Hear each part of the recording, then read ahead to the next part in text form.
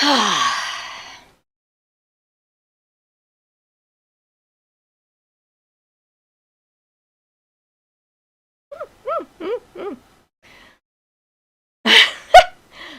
guys, apparently I went talking for about 20 minutes and didn't even notice we had been stopped. The computer froze totally, and I don't know where we ended up. So, waiting for you guys to come back on if you're still around so we can start this over. It was just a very weird day. What can I say? I think I was answering the questions from viewers at the time, but I'm going to wait and find out when somebody gets back on. If you can tell me where we were before it went like that, then I can maybe try to reconstruct what I said. Or we can talk about something else. Maybe I'm not supposed to talk about that. I don't know. Life. Interesting. Computers.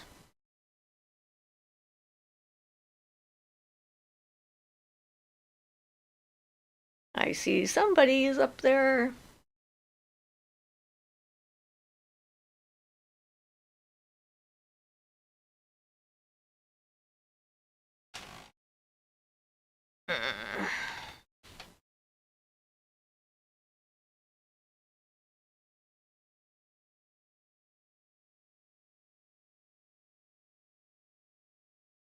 So, guys, let me know where we were at and what we're talking about since we went and apparently the computer just totally froze and that was it. Hi, just turning it in, so I don't know. Mental health and magic, yeah, that was we talked about that briefly. A lot of mental health issues came up this week. Do you have anything specific? I did the video about it and talked about it, so I'm willing to talk about it more. Trying to figure out, like what's real and what's not real can be kind of challenging, especially when you're doing magic stuff. So, I think I was trying to talk about protecting yourself when you were sleeping. Hi, can you tell me where we were before I got cut off completely? Let me know.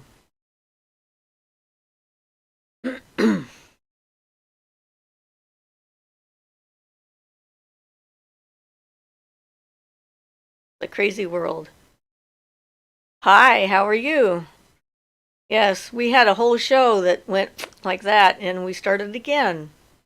So, technical difficulties is how we are. Well, I have a rock here. See this? This is a I got attracted to that this week in the middle of the mental crisis actually. I started playing with it. I think it helps with that somehow. It helps to keep things like connected and calmer. It's a purple fluorite. I forgot to bring in my crystal book, which I've been bringing in on other shows so I can look things up when I want to. It took me a while to re-identify it because it's not one of the. It was in our living room, been hanging out there for a while.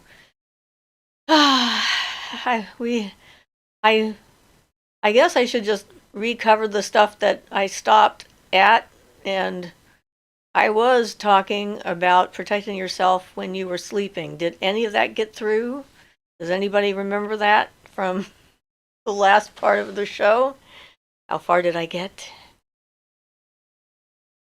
You were saying something about the sage and rosemary in your garden. Oh my goodness. Okay. All right, so we're going to start with this one again then. I had a few people send some questions in, so I wanted to get their answers done. And one of them was about protecting yourself when you're sleeping. And so I went over the whole thing with the knife in the floor and connecting everything around it and so forth. So we'll do that again. Hi, Rosie. Thank you. I'm glad that you have discovered our channel. So, if you're going to use that technique to help protect your sleeping environment, it's Barden's technique. Did we get any of the stuff when I talked about Barden in from the magician from Germany? Because that was a nice little thing. Hi. Okay. So you buy a new knife with a point on it, you know, stick it in the floor, point down at the head of your bed, take copper wire, wrap it around the hilt of the knife, and then wrap it around the entire bed. All of the posts, the frame of the bed. You wrap it around the frame of the bed, and then you come back and then you wrap it around the hilt of the knife. So what you're doing is you're creating a connection from the knife and all the way around the bed. And it's grounding, for one. Copper is good for grounding. And then you visualize the energy going through the copper wire and going around your bed. And it helps to keep other things, like other people's thought forms or spirits or whatever, from bothering you while you're trying to sleep. It sort of creates a safe space. So that's one way of doing that. And then you try to visualize that energy going through, because that's part of the process of what you're trying to do is the visualization of that. So you visualize the energy going through the copper wire all the way around your bed. And when you're first starting out and you haven't been doing a lot of this kind of work before, I would recommend doing that visualization, touch the knife, visualize the energy going around the wire around your bed, protecting it. And do that every night for at least a month, 30 days, something like that. And then you can go on a schedule of once a week, pick a day of the week, or you can pick a time of the month, like full moon. But if you have a lot of other full moon stuff you're doing, I would recommend picking another random day and doing that. And then casting a circle around your bed at night.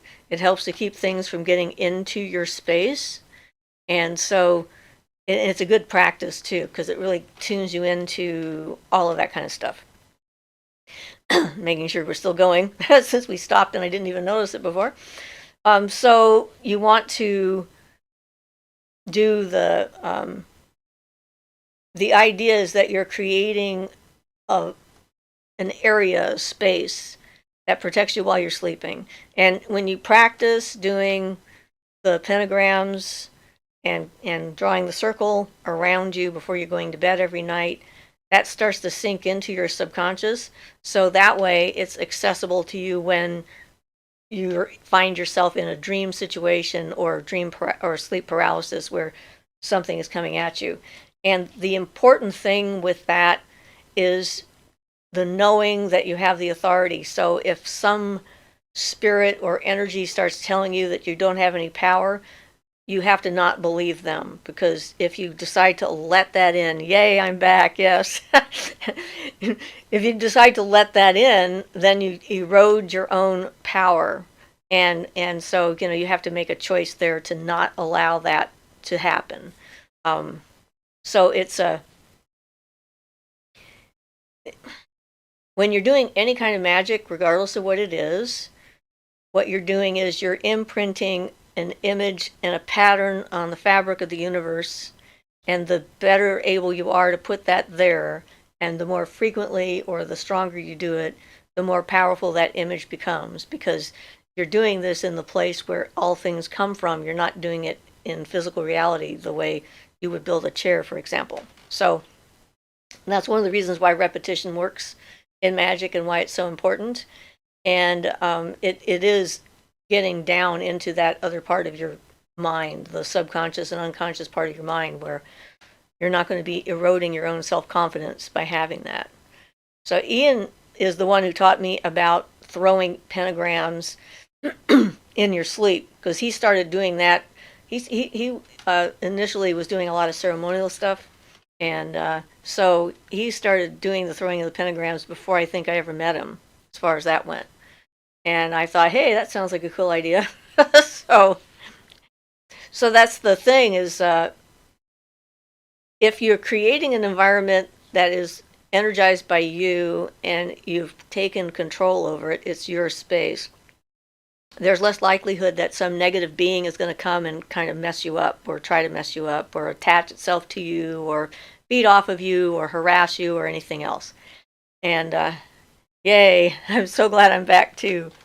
So when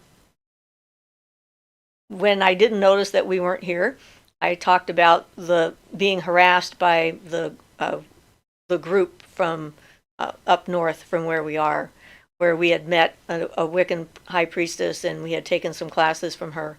And she decided that we were up to no good. And apparently, she felt that anything we did, because she taught us some classes, was now her responsibility if we messed up, which is a narrative you have to think about, right?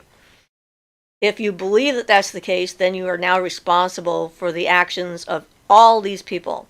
Like if you were an author and you believe that, then everyone who read your book and did anything from your book, and if they did something bad with your information, it's now your karma. Personally, I reject that whole notion because I believe that everyone is responsible for their own actions. And so I'm responsible for my actions, but not responsible for anyone else's. So if they take something I teach or talk about or explain and then do something that I would consider negative, it's their thing, it's not mine. But she has that opposite view. So because we took a couple of really basic classes from her, I mean, after having been doing this actively for well over 30 years when we met, it was really difficult to go through those classes because, talk about boring. And the accusations, she never actually checked to see. And the universe permitted me to find out what was happening on the internet by making her apparently forget that she was on a group that I was on. And she was writing about this ceremonial group that was causing trouble and doing bad things, and she wanted help taking care of them. And then later, of course, found out that the group she talked about was ours. And I'm just so helpful, right? I see this and I'm like, hey, I know a lot about ceremonial stuff. Maybe she just doesn't understand it and how it relates and so forth. So, okay. So I offer my assistance, and then she's like, what are you doing here? I'm like, offering my help.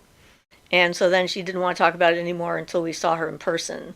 And Ian was devastated by this, but that's aside the point. He had his positive projections that he put into the whole experience of finding them and interacting with them and looking at the possibility of joining their group and, taking the initiation with them and stuff like that, and got crushed because the reality was not what his positive projection thought it would be. And there's nothing wrong with hoping that something will work out, but yeah. So then she started harassing me in my sleep. That was the thing. It's like I would be going to bed and starting to go to sleep, and she would pop up in my, trying to get through my barriers, and I would be on alert because, I had already informed the universe that she was no longer welcome in my space. And you can decide who's allowed in and who's not. And so I said, she can't be here. So whenever she showed up, I was alerted. And so then I'd make her leave. I had to chase her out of the astral plane and out of the mental plane, out of my dream state. She showed up in a dream a couple of times trying to harass me or check in on me because she feels perfectly okay with viewing what's going on because she feels it's her responsibility, whatever I'm doing. And I'm like, it's really none of your business what I'm doing. Leave me alone. So I've had some experience with being harassed in my sleep. And so those are the things that I did, the putting the knife in the floor with the copper wire around it, the casting of the circle around my bed and then my house and so forth, so that I could be forewarned or alerted by the powers that be. And it was around that time that the Garuda decided he wanted us to allow him to be our protector. And so, it led to some very interesting experiences. But that's the thing with magic, is like that repetition and imprinting is what makes it more real on the other side. Okay, so Bert says, Ian had a video on the chakra points and colors being all different from how the occult shops present them. Are the visualizations based on the ROYGBV system has less powerful? Oh, you mean red, orange, yellow, green, blue, and ultraviolet? Or blue and violet? Well, I think there's nothing wrong with the rainbow color system, which is basically what that is.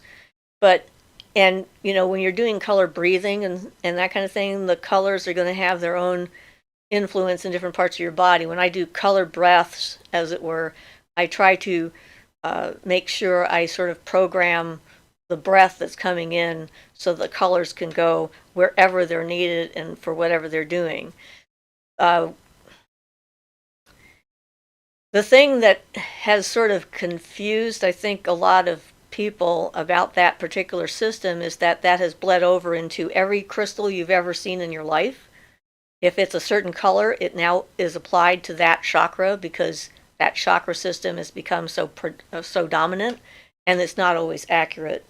So it's like when you're deciding what to use, what elements work right for you, and so forth. If you're trying to activate a chakra, you need to look at not just that system, but maybe do some research in other cultures as far as what do they consider this stone good for, and then ask the stone, because at some point you'll be able to communicate with the stones. That thing I talked about in the beginning with the piece of bismuth with my hand turning green, I forgot to mention that after that, and I was trying to sleep, I had a hard time sleeping because it was like it was trying to teach me a language that was made out of shapes, and it was difficult.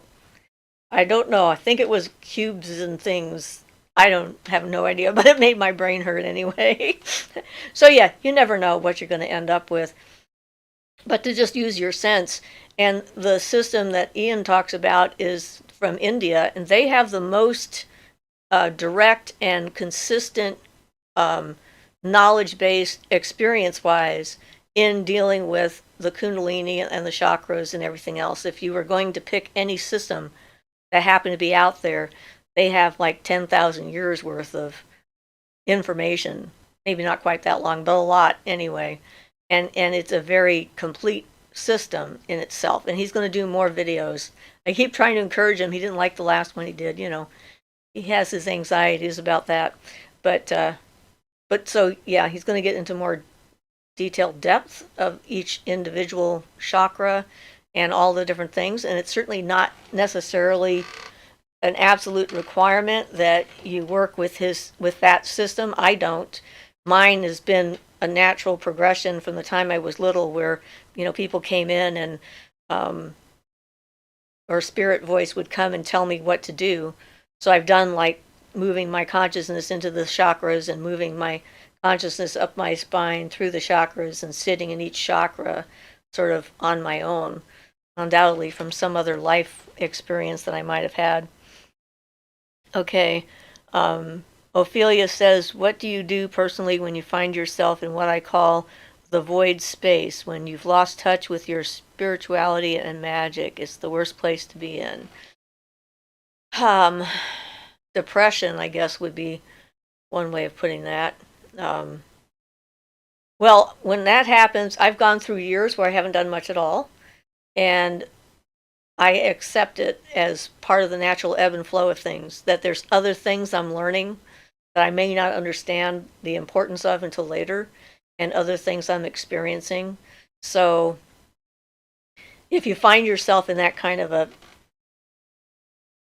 desert, a magical desert kind of thing, the best thing you can do is try to connect with nature, because nature is there all the time, and you just have to go out there and be in it, and take care of a living creature of some kind. One of the things I love about cats is that they have such a intense and big personality for such a small little creature, and they don't care whether you're feeling like petting them or not, or if you're ready for love or not. They're going to come up and they're going to be in your face, and they're going to do it. So other pets are similar to that. I'm sure people who are dog people have that same kind of experience with their pets. So being around other living beings, because that's all of this is magic. It's not like there's the different aspects of it where you're like doing like a role playing thing with specific rituals and to get to a certain spot, and doing exercises to try and develop abilities. But then there's life and everyday life, and you don't stop being a pagan or a witch or a magical being just because you're grocery shopping or driving your car. So changing that way of thinking about magic is in everything. It's in every breath that we take. Everything is filled with it because it's the life force. It's like what has created all of the things that we can see and hear and touch and feel. It's like everything there. It's all imbued with that. So changing our definition of what it means to be magical is probably a good place to start. It's not, you're not on all the time. I mean, I deal with everyday reality on a daily basis. And then, weird things happen, like someone comes into our house and has a psychotic break, like this week. I mean, I certainly wouldn't have picked that as an experience if someone had, given me some kind of a choice. But it happened and it was there and we had to like be in it. So being aware of where you are and being in the moment and being in your life is what magic is for on a very basic level. And maybe the most important thing, it's about being aware of this whole creation of life and energy and reality and stuff like that we're creating. And if it's a really bad depression, I recommend seeing a doctor or a counselor and doing some talk therapy to try and figure out if there's a real cause, like a real world cause that's making you feel that way. And there's nothing wrong with that. People have this idea, that's what we talked about in the mental health video. It's like, you're not a failure if you're not 100% all the time. You're a human being. I'm a human being. We're all humans. And, we make mistakes. We're not always completely together and on top of things. Life is a series of ups and downs, ebbs and flows, cycles of things coming around. Sometimes things are really quiet and muted, and other times they're just way out there and excited and amazing things are happening. But through all of that, the most important part of that is being here and in the moment. And then you get whatever it is that moment is doing, and accepting it for what it is. So hopefully that helps. I don't know. So, okay, you asked me. Yeah, I saw the message and I started answering I started answering the question. I think that must have been when we got cut off. So using astrology, I use basic astrology like when I'm making my wands. I'm aware of the energy of the day of the week. So if I have something I'm going to use, like my Venusian wand, I try to do that work on a Friday if I can. Although the wand is already filled with the Venusian energy, so then I can use it at other times. But when I made it, I did it on a Friday. When I made my solar wand, I did it on a Sunday. I made my lunar wand, I did it on a Monday. My Mars wand on a Tuesday. I think I have one wand left to do because I have a Mercury wand too. So yes, and I have a Saturnian wand now. So the Jupiter wand is the last day of the week that I have to do. And so when I'm making a magical tool specific to the planets, I definitely use the days of the week to help me with that. But you don't have to. I mean, it just sort of gives you a little extra kind of push. But I'm not an astrologer, so I don't do, aspects, etc., and whatnot. And I think there was also a question about the Salonic sigils, and that's when I started getting into things. But let me look up here first. All right, so how do I make water coming out of an essential oil diffuser go up straight? Sort of like how some people manipulate smoke. I have no idea. I don't do that, so I can't really speak to that. Do you think antidepressants can cause interruption in our abilities or provide more clarity? I think that if you're depressed all the time, then your ability to function is diminished. And there's certainly potential with some medications to kind of dampen abilities, but if they just dampen the abilities, you can learn how to overcome that. And if you have more control over your state, and then it's a good thing. Because if you're experiencing like anxiety, depression, panic, or anything like that, whatever you think you're doing, you're probably not. It's being clouded over by whatever state you're in. And certainly people have different reactions to medications, and everyone's body is a little bit different, and mental state is different. but you have to make your choices and decide. I don't have a problem with it.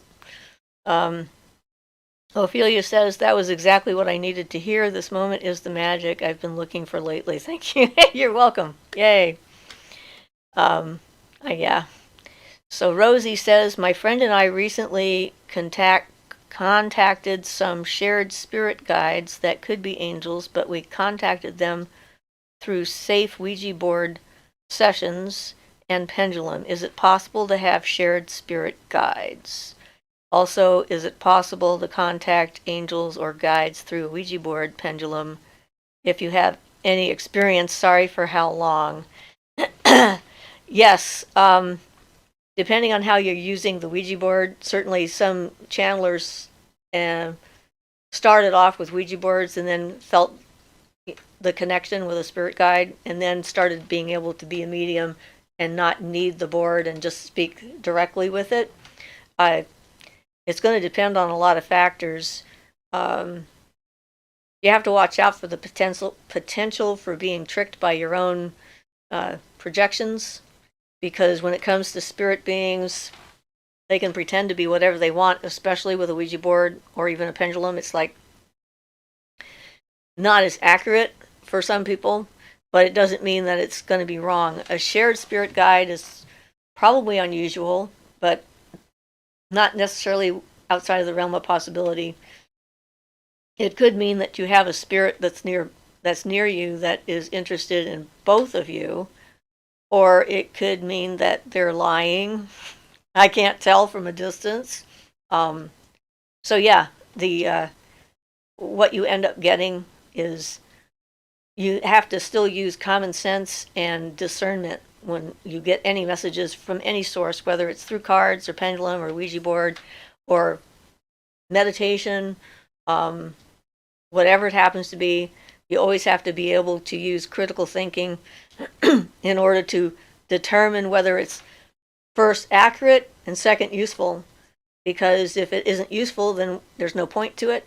If it's just there to kind of keep you distracted from something else, again, there's not necessarily any point to it. If it's there to make you feel like you're important, it certainly may be not real. So you have to, watch out for those things and just be cautious and test it, see what happens. Trying to think whether or not the last time I used the Ouija board was on Samhain a number of years ago.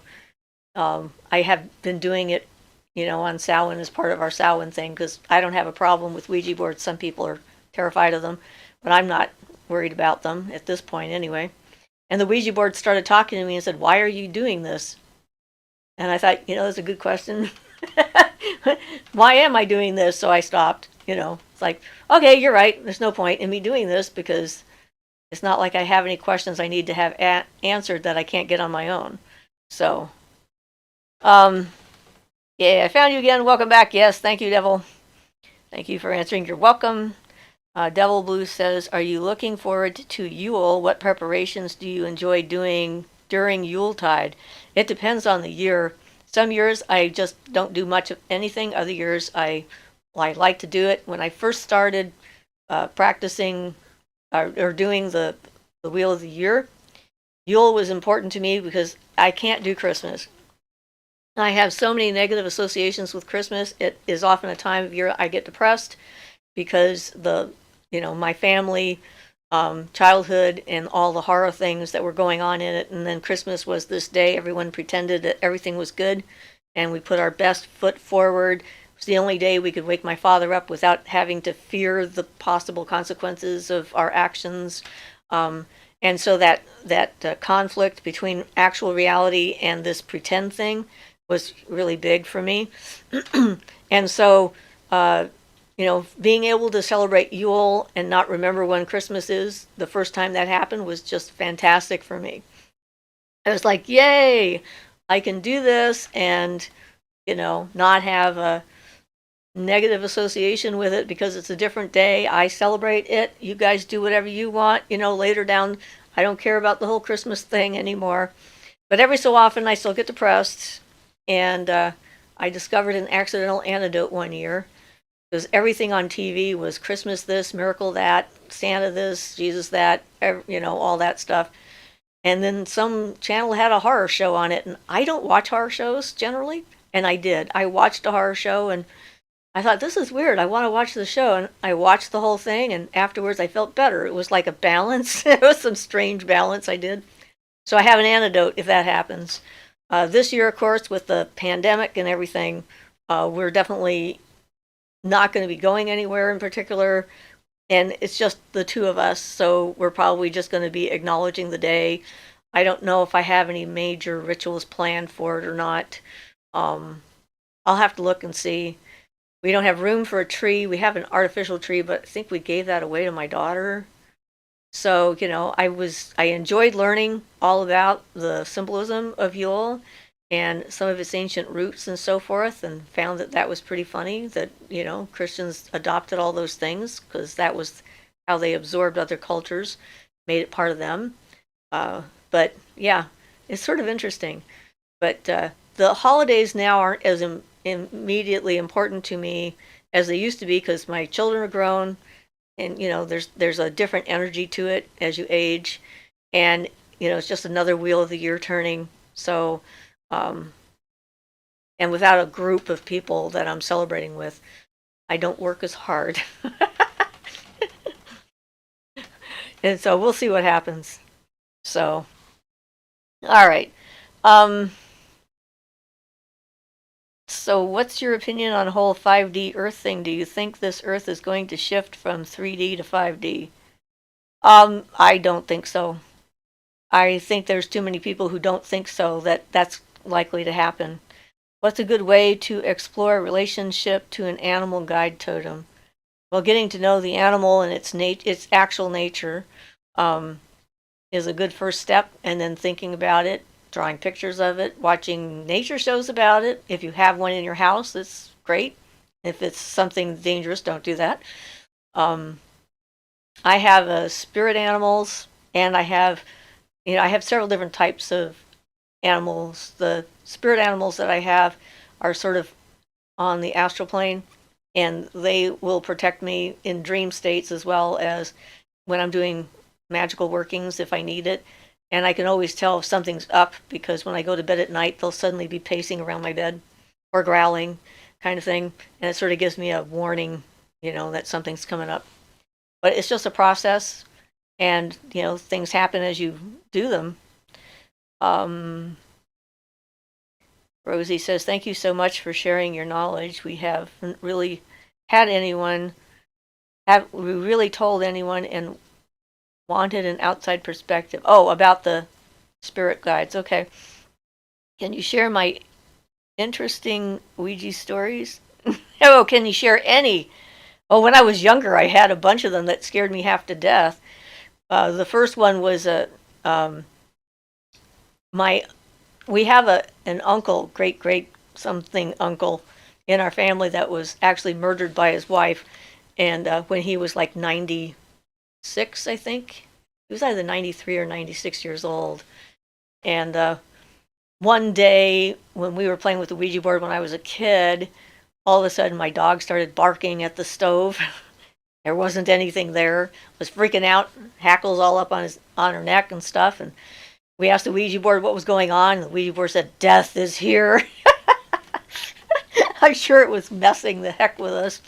So yeah, I was, I don't know, 13 maybe, somewhere in there, 14, something like that. That was pretty freaky. And when you're younger, those things are definitely freakier because you're like, what?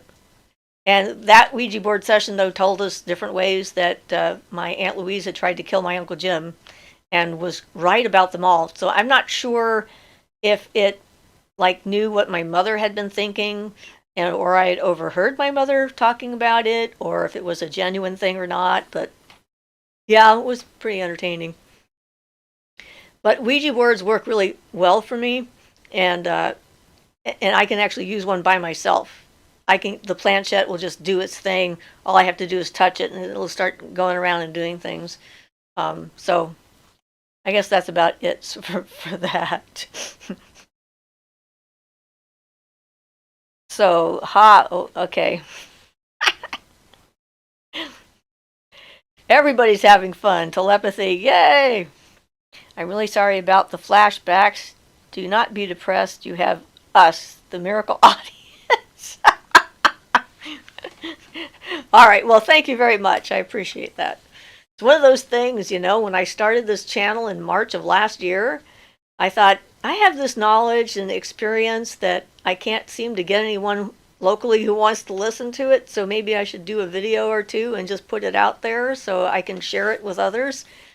Because, I'm getting older, and in the beginning had no idea it was going to evolve into what it is right now, and where it's going to go next, who knows. But I appreciate the fact that my tribe, as it were, is finding me, and I like people asking me questions because it helps me to focus, because there's so much stuff in my head sometimes. I really need that focus to be able to pull out whatever it happens to be. But yeah, so yay. Thank you guys. I've used them by myself also, even though it's not recommended. Oh, who are these people that recommend these things? I don't understand them. There's all these rules that I keep coming across. You're not allowed to buy your own tarot cards. They must be gifted to you. Seems to be a really big one. Never use a Ouija board. It'll open up a portal you can never close. It seems to be another one. It's just like, who makes these rules up? Whatever you do, don't be kind to a fae, because then they'll be mean to you. It's like, what? Okay, whatever. People, they just like rules, I think. So Mary says, many folks lately are talking about ascension and ascension symptoms. I don't understand what this means. Do you have any input in why so many people are talking about this? This seems to be something that happens frequently. Well, at a certain frequency, every so many years. We're all supposed to ascend to a higher state of being. The danger of this, of course, is the cults that come out around them, like Heaven's Gate, where they were ascending to the point where they killed their bodies so that they could ascend to join a spaceship that was in a comet, and become a higher form of existence. But the thing that gets me is it says that us being human is bad. And I disagree wholeheartedly with that premise. I don't think that the point of being here is to get the hell out. And that seems to be the focus of that idea. It's like, things aren't working here. We don't like what's going on. Maybe we can vibrate ourselves up to a better place and not have all these issues. And that's kind of like passing the buck and trying to make it somebody else's problem. I don't know. And again, the idea that there's something wrong with being a human being and having human feelings and having a human life, that's one of the things that attracted me to paganism in the first place, because as a philosophy, it's about being here, being on the earth and being a part of the planet and being a good steward and a guardian and a co-creator and all this other stuff. And the whole notion that we must ascend to become a newer form. If it happens, it'll happen on its own. It'll happen naturally. We won't have to be telling everybody that it's going to happen. And so personally for me, I find it a distraction, and I usually ignore it when I see it. So I'm like, yeah, it looks like that would be a nice thing, but this is what, the 30th time I've seen this go by in the last 40 years, so okay, whatever. I mean, I went to Hawaii for the Harmonic convergence. That was one of the earlier ones where we were all ascending together. Predicted the Harmonic convergence, and it was a fun trip, I have to tell you. I had a great time, but it didn't happen, the thing they expected. So I see that notion as a distraction from being the real person that we are, and having the real life that we're in, and always looking for something else.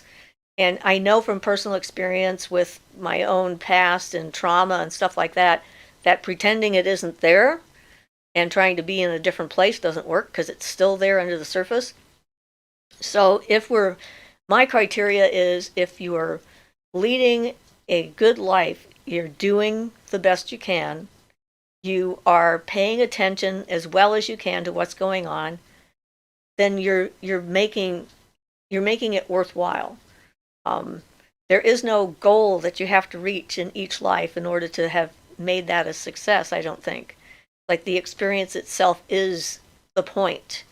And trying to, it's okay to make mistakes. It's okay to not be perfect. It's okay for any of that stuff because that's how we grow, we learn, and we experience reality. So that's my opinion. I'm sure there's a lot of people who will disagree with me in all the Ascension groups. But hey, if they ascend and I'm still stuck here in the muck, I'll just go like, hi, whatever. That's not where I'm going. I'm going to stay here with the stuff, do the thing, see what happens. That's kind of my thing. Do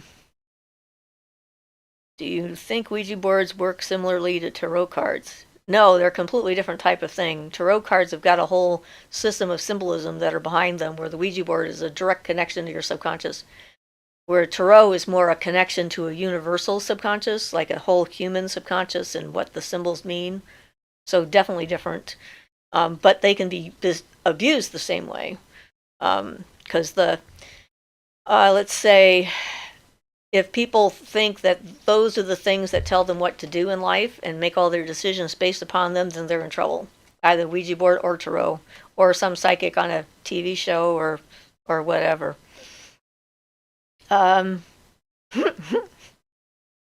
Thank you, Devil Blues.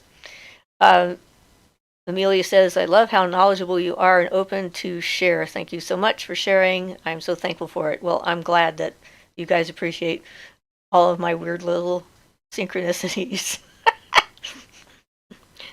That explanation is so soothing and holds so much space for growth. Yeah, and that's the point, isn't it?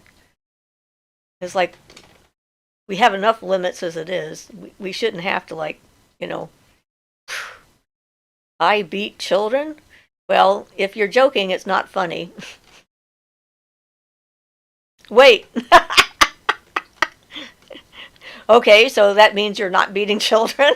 You said the wrong thing? We shall wait and see what happens. So yeah,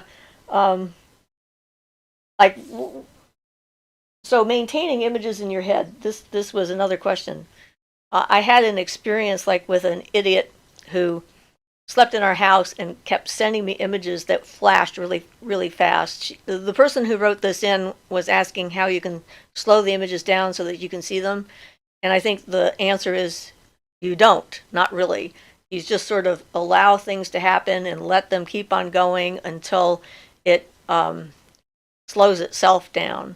Because the harder you try to do things like that and focus, the less brain power you have. It's just like it sort of you block yourself when you're doing that. So you don't worry about, if the image goes by fast, that doesn't mean it's not going to come back.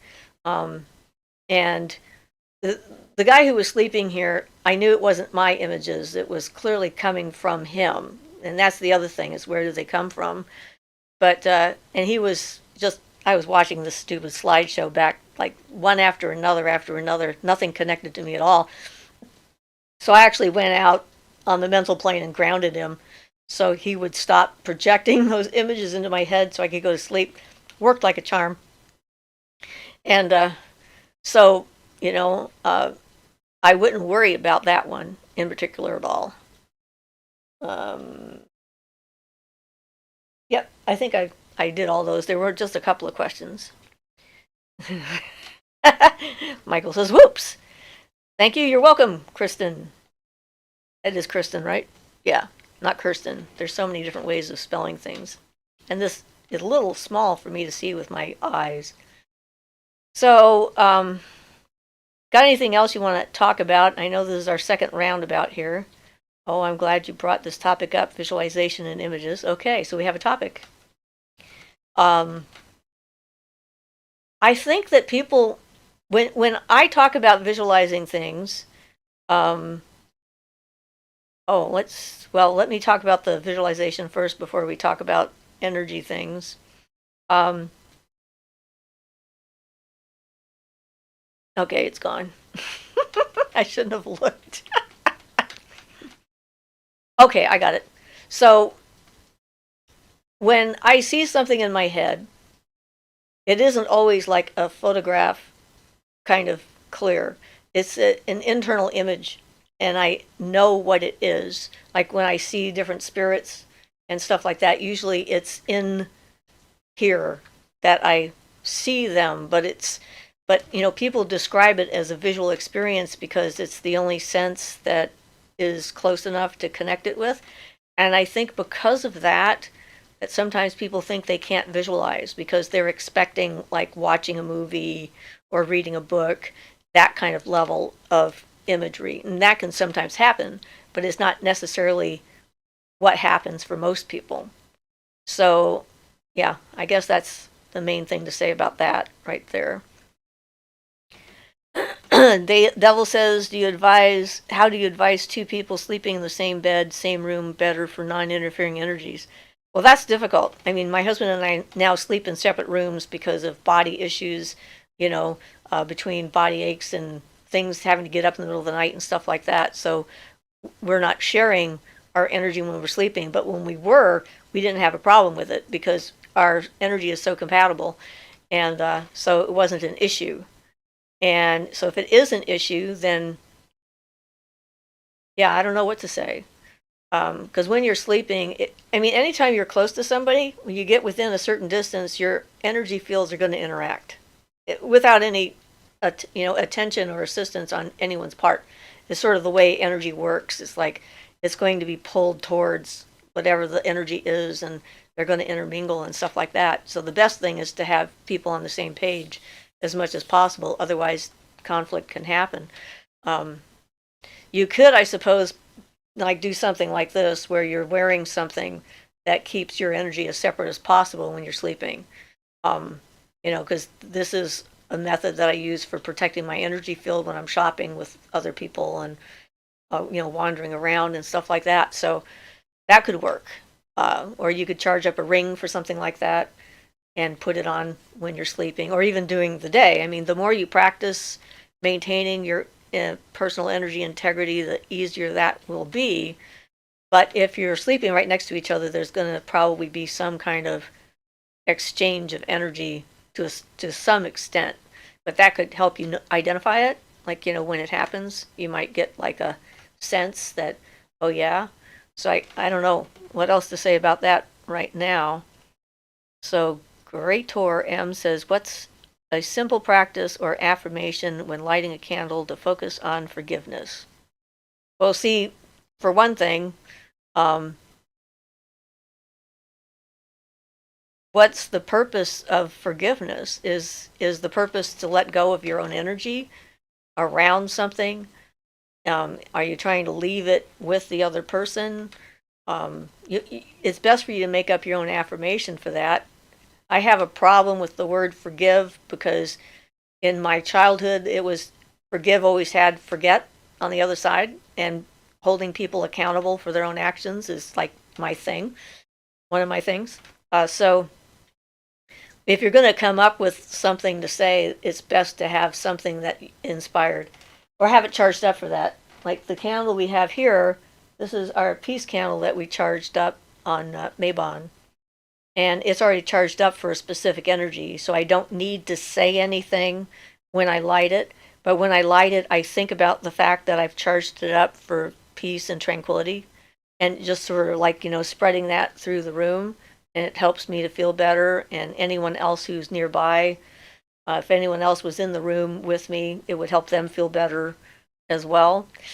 So your best bet is not necessarily having something to say to the candle when you're lighting it, but charging up the candle with what your intent is to start with.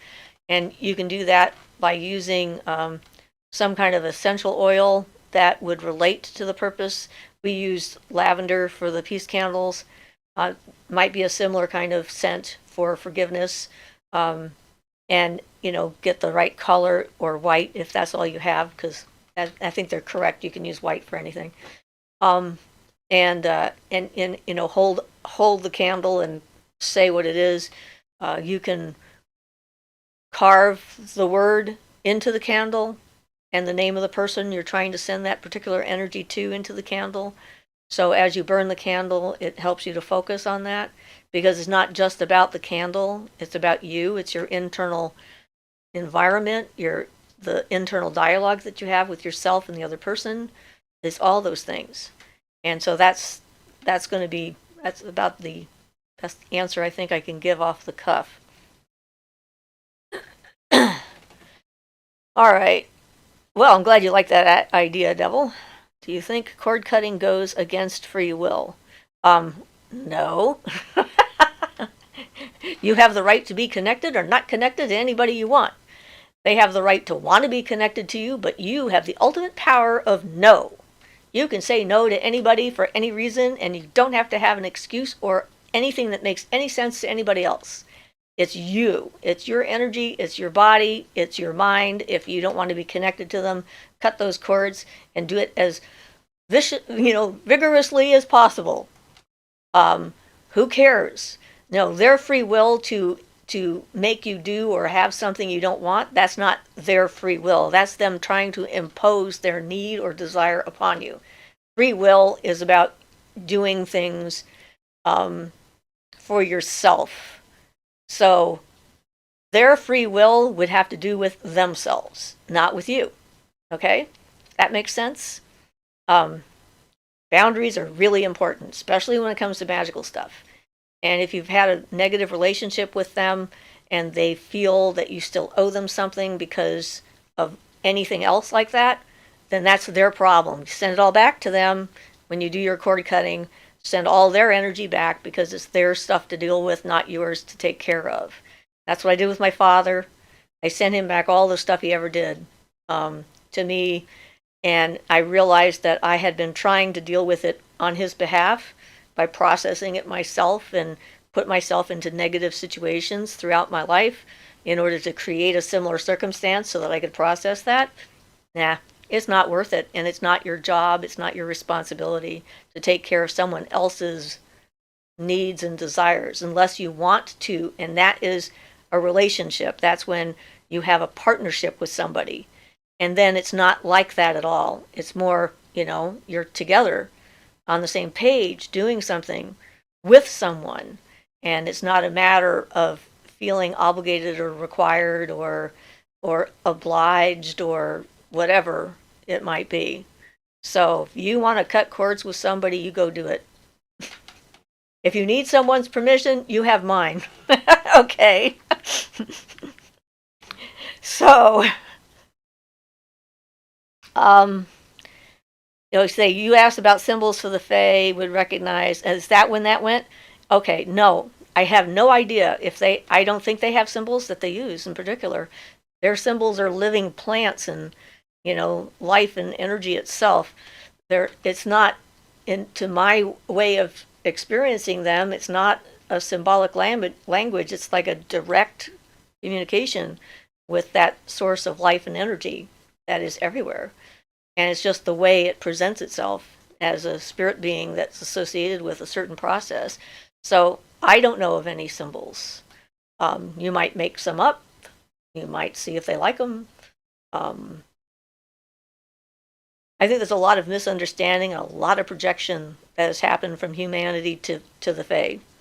It's like we have made a huge number of assumptions based on limited encounters. And turn them into this whole thing. It's just people are funny with that. But yeah, no, I don't have any there. You're welcome for the affirmation for lighting the candle. That's what that was about. Yes.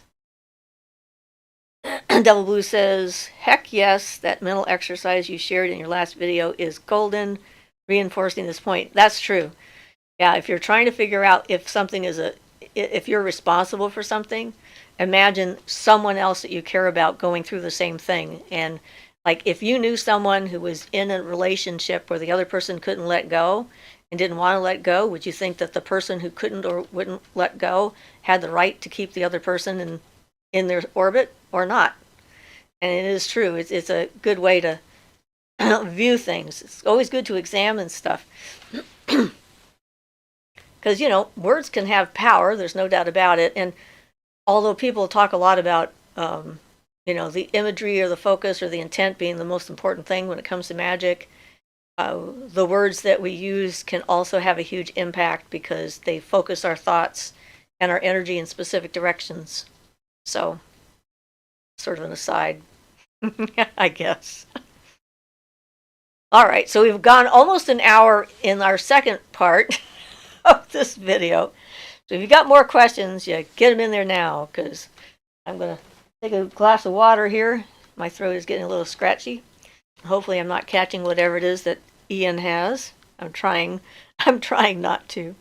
Yay. Thank you. I'm glad you enjoy it. I definitely enjoy it. It's fun. It's weird watching myself like a little bit behind. If I look at it, then I go like, what? Wait a minute, didn't that happen already? Sort of like a weird time slip sort of thing. Random question. Favorite element to work with? Well, easiest element to work with would be water and air for me. I work with all of them because my desire is to be as balanced in all the elements as possible, all 5 of the elements.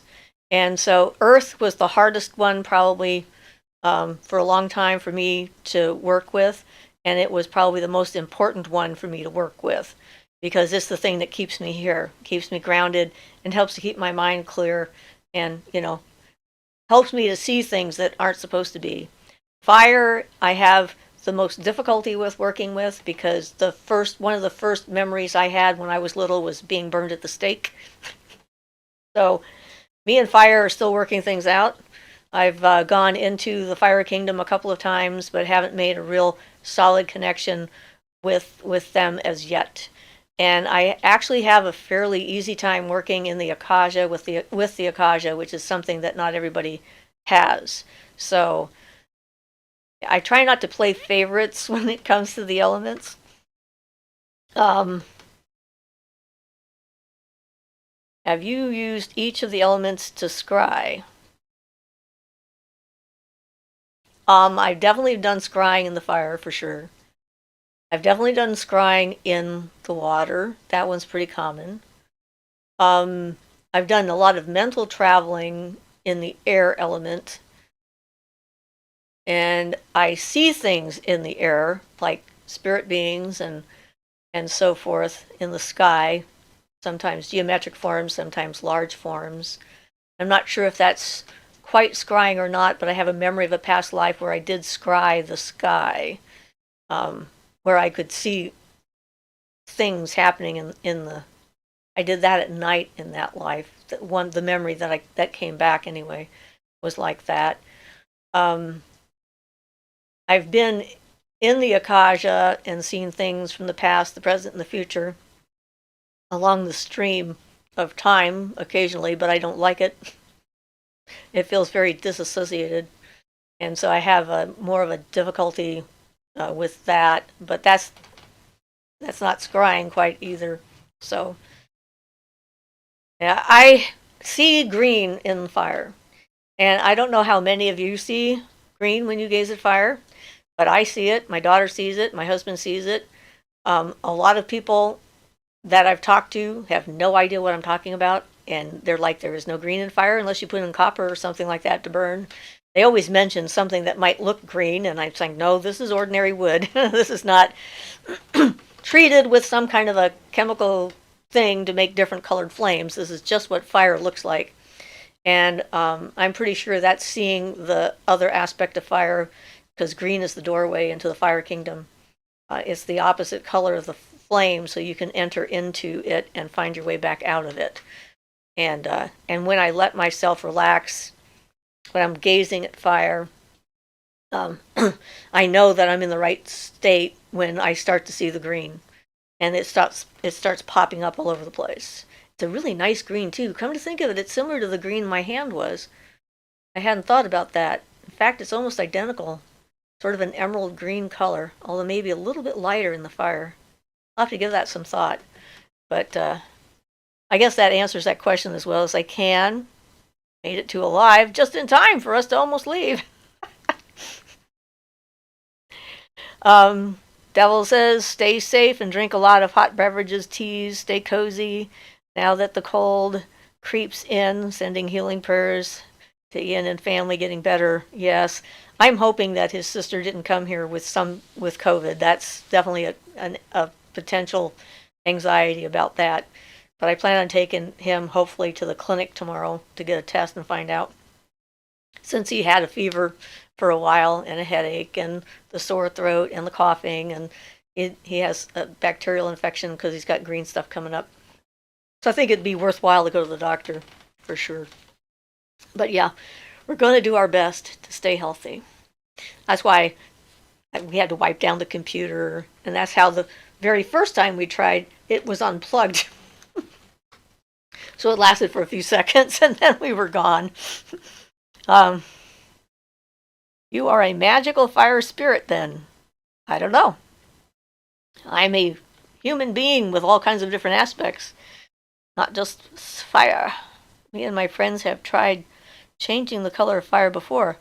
Yeah, you don't have to do anything to it. It just kind of happens when you relax. At least it does for me. So, get back in the marital bed. That'll make you feel better. No, not really. Especially if he's sick. I know you brought this up before in a video, and I hope you don't find this offensive in any way, because that's absolutely not my intention. But do you think that LSD amplified your powers? Actually, I think it set me back by quite a bit. I knew I shouldn't do it. And it's taken me a long time to get to the point where I can feel comfortable seeing stuff that isn't there for other people because of it. So that answer is a definite no. I don't think it helped me at all.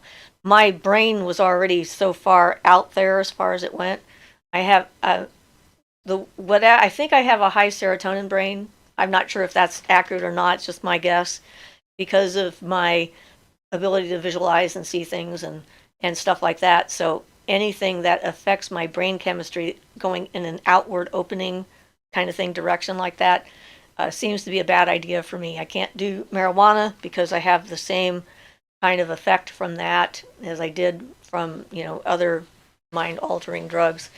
And then I have difficulty with some of the normal medications that people are on nowadays because my body is just very sensitive to any change in my chemistry. But I found some that work for certain things, but not for me. It might be good for some people. And there's certainly, that was in the beginning, the idea was to do that with someone who knew what they were doing. But yeah, not something I would ever want to do again. And the last time it happened to me, it was thrust upon me without my permission. Someone dosed a bottle of wine that I was drinking out of.